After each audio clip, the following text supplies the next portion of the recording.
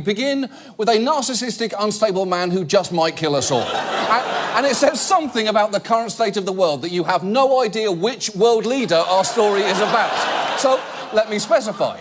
It's about a tubby, power-hungry leader with daddy issues and a bad haircut, which still only narrows us down to these two, but as it happens, our first story is about both of them, because last week, North Korea marked the 105th birthday of Kim Il-sung, their first supreme leader, with a startling parade. These canisters could carry a missile capable of reaching the U.S., but are they real, or are they what one intelligence official called just big green tubes? OK, that is a good question, because yes, on one hand, they could be intercontinental missiles capable of destabilising the whole world order, but on the other hand, they could also be dildos for the Jolly Green Giant's wife. He does not sexually satisfy her. That's a fact. That's a sad fact.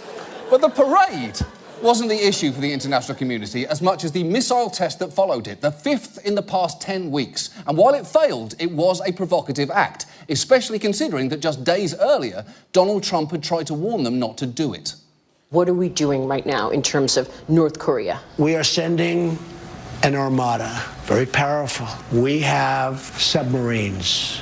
Very powerful. OK, that was a very powerful response from Trump. Very powerful. Although I would argue the most surprising thing there is that he knows what the word armada means. I always just assumed that's what he mistakenly called his housekeepers. Armada, you forgot to dust under the lamps. You think I don't check under the lamps, Armada, but I do. I do check under the lamps.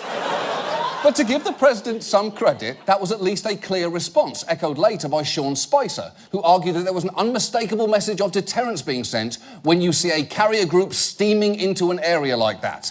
But that message got a little muddied this week after we learned something surprising about the carrier group in question. The USS Carl Vinson was not, in fact, on its way. It was more than 3,000 nautical miles away, traveling in the opposite direction, heading south. OK, so it was steaming, just the wrong way. And it was off the coast of North Korea the same way that New York is off the coast of Portugal. And when confronted by this mistake, Sean Spicer, I remind you, a professional spokesperson, yet again lost control of his mouth. Can you take us through the events from the perspective of the White House that led to the miscommunication, this administration thinking that this vessel was thousands of miles away from its actual location? The president said that we have an armada going towards the peninsula. That's a fact. It happened. It is happening, rather. Wait.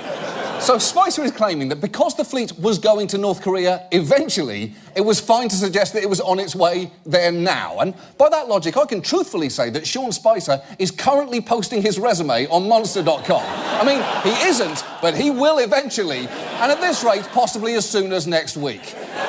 So it seems with the parade of potentially fake weapons, the failed missile test, and the armada that's definitely in an ocean steaming somewhere, it has been a week of confusing messages back and forth. But on Wednesday, we got perhaps the most surprising message of all.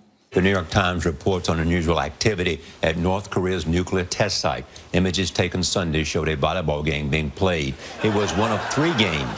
Analysts say the games were probably intended to send a message, but that message is unclear. Yeah, it probably is, because volleyball on a nuclear test site is a pretty hard message to get your head around. It's like getting a text that said,